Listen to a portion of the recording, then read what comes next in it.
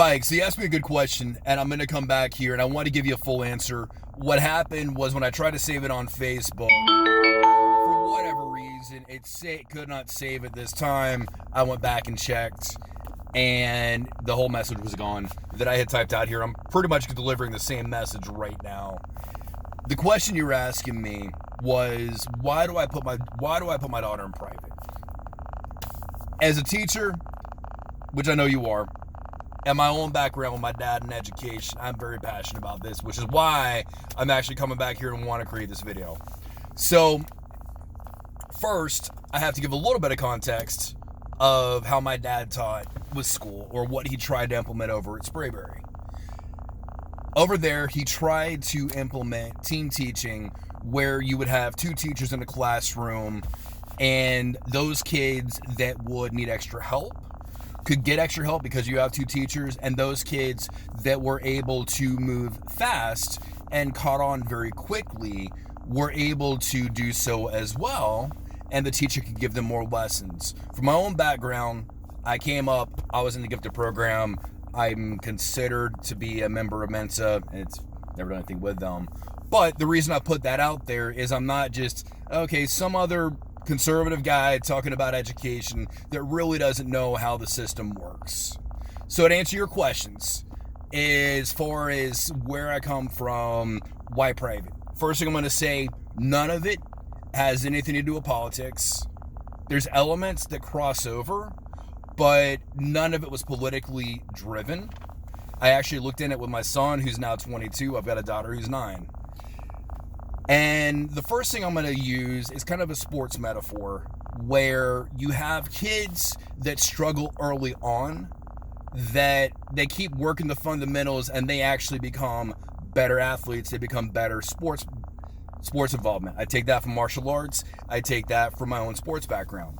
So first thing is, I love the fact that where she goes is a very low ratio. It's about 12 to 15 per teacher.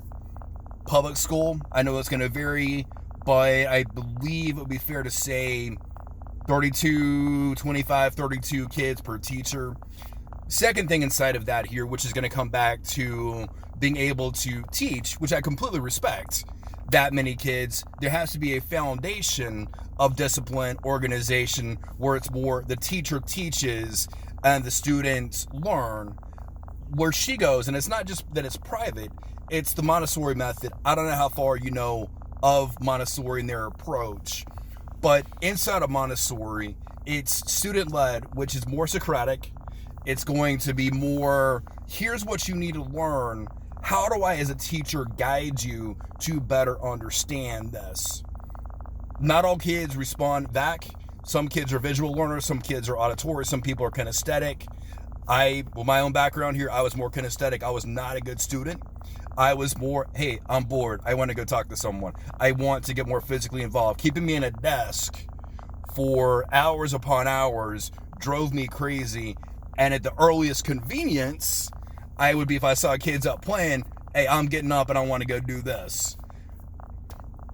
So first, it's going to be the ratio. Secondly, student learns. How do you direct your kids? And again, smaller environment, easier to do. Public school, I don't know how you would do it in that large scale, unless you're in the gifted program. I think both of us can agree here. Gifted kids, I think it's still a thing in public school. I don't know. I've heard they've gotten rid of it. The gifted program, because of lower numbers, you have more ability to create the teaching plan versus here is the teaching plan. Another difference here is the school system is done in 3-year intervals. You have 6 to 9, 9 to 12, to where you're exposed early on with material, and then over time you learn it, versus, hey, okay, now we're gonna do this. We're starting. I'm gonna pull out here, say 4th grade algebra. But let's say, it's this, and then we're going to this, and we're going to this, and it's got a very strong meter, a very strong approach to, now we're doing this, now we're doing this, now we're doing this, which is fine. Everyone has their own opinion. With my own background, I'm not a fan of it. And I would say the same thing too, looking at martial arts. Well, today we're going to do this and we're not going to come back to it. If you can't keep up, that ain't on me. That's not on me. That's on you. You need to go out here and do that. And that's where I say back here too, the 3-year interval gives a lot. And then inside of that, you don't just have teacher led, but you have older kids that are giving the lessons, senior students that are actually giving the lessons to the kids. Mastery comes not from, hey, I can answer the question, but do I understand and can I teach it? So that's another aspect. Also going into it, like I had mentioned before, is going to be culture. Over where she's at, she is a minority. Even if she was straight Caucasian, she would be a minority. The major student in there is going to be Indian. It's going to be Asian. There are a few African Americans in there. There are some whites in there, but it has cross culture. Same thing going into religion. In public school, religion is not taught. I understand why it would not be. There it's brought up. It's taught from a cultural standpoint. You have Muslims, Hindus, Buddhists. You have Christians in there. And it's built on respect. It's built on, tell me about your culture. Same thing too. We've got kids from Nigeria that it's coming up here. Tell me about your culture. We want to learn. And it's not driven from a certain agenda or, hey, we're just not going to talk about this because it may offend someone.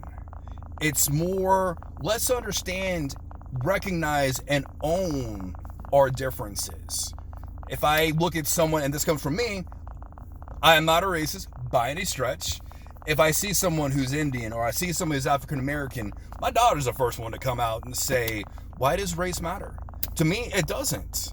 And that's where the whole what's going on in this crazy world right now, I look at and I'm like, I don't see that. I see spiritual beings inhabiting a human body. Now, you may be an atheist, I don't know, but that's coming from me. I don't see that topic, I don't see that superficial. But I know I'm digressing, so I want to go back to the question here. So culture is a big one. The 3-year cycle is a big one. And I would say, again, it goes back into a previous point that I mentioned. Those kids who struggle, let them get the help they need. And I don't mean pull them out of the classroom and then, okay, now you can go back here. We're going to do private tutoring. And then you can go back to the classroom. It all becomes seamless. Again, just like where I take martial arts, you're going to have those kids. You're going to have those students. I won't say kids, although most people are probably kids to me, is going to be, yes, you're going to have a harder time working on this here. You're going to drill it, you're going to work at it, and you're going to learn it. And then depending on the instructor coming back and saying, okay, well, try this. Or you work with another student. Here, try this. And it starts fitting in. Another thing, going into being able to fit in. Montessori does not use a grading system. We don't have A's, B's, C's, D's, F's. Now, I know the teacher of you is probably saying, oh man, that's a horrible idea. I'm going to come back here and say, from my own experience, I was intelligent. I was not a good student. And I got labeled as one thing. And one of the biggest challenges for me was you have so much potential, but I was bored. I was considered to be a C, D, B student, but you have kids in the classroom, oh, he's an A student. And that's how they go through. They have that expectation. You're a D. Well, you know, he's a D student. You know, we're gonna have to make allocations for him. One story my dad gave me, it was, again, high school math. They put the wrong kid in the wrong classroom. And it was a kid who should have been much lower. They got brought into his classroom and he excelled. A couple weeks later, they had realized, oh wait, this student's in the wrong classroom. We're gonna take him out. My dad's like, bullshit. He's one of my best students. You're not taking him.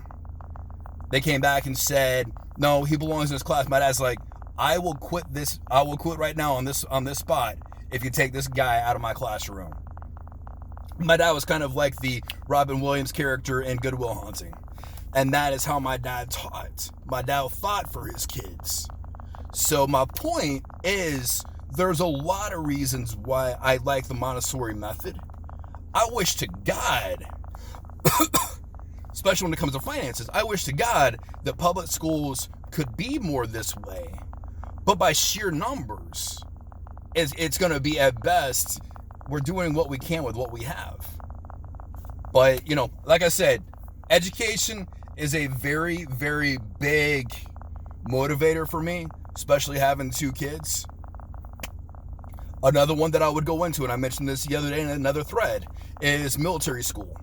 If you go to that kind of thing, it's built on the team. It's built on everyone working together. That's not how I've come to understand education in the public sector. And for that reason, that's why I put my daughter where she's at. It's not political. It's not, I have a status symbol because my kid goes to private. One thing I was going to say here too, my wife, for the longest period of time, she was like, oh, it's about status, it's about this. And I'm like, no, it's not. It's because I've gone down and I've looked at various educational models. And the one that I believe is probably the strongest is built in mentorship. It's built in Socratic. It's built in, how does a child look at the world? How is a teacher able to come here, guide, and navigate that? So, agree, disagree. That's my thoughts. I took some time doing it on Facebook, but I wanted to come back here and address this. Anyway, take care.